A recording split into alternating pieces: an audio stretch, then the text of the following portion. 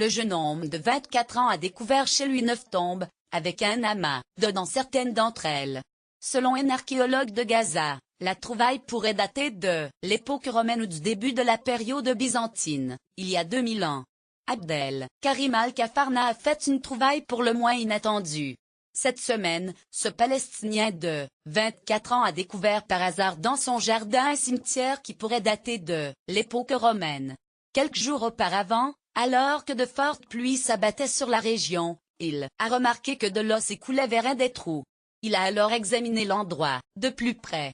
En bougeant une large pierre, il a découvert des marches menant 4 mètres plus bas à un cimetière. Lire aussi, Israël, découverte des vestiges d'un monastère vieux de 1500 ans. Mohamed Abed /AFP. J'ai découvert l'endroit où l'eau s'écoulait, a-t-il déclaré à l'AFP.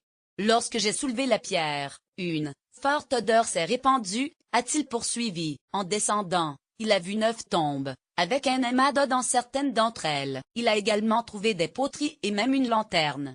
J'ai découvert l'endroit où l'eau s'écoulait.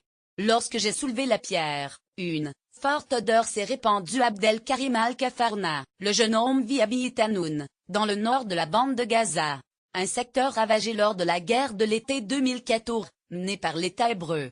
La maison familiale a été détruite lors de ce conflit, laissant de larges cratères dans le jardin. Un archéologue de Gaza, Ayman Assouna, estime que cette trouvaille pourrait remonter à l'époque romaine, il y a 2000 ans. La méthode utilisée pour la sépulture et pour creuser les tombes dans ce cimetière date de l'époque romaine ou du début de la période byzantine, du 5e au 7e siècle après J.C. NDLR, estime-t-il.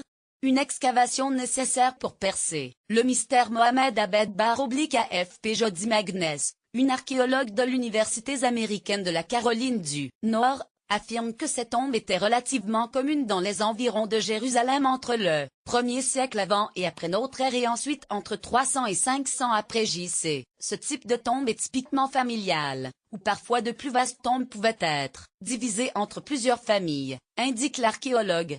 Selon elle, une excavation du site serait nécessaire pour déterminer son ancienneté exacte et sa vocation. La bande de Gaza, le reste des territoires palestiniens et Israël regorgent de richesses historiques considérables.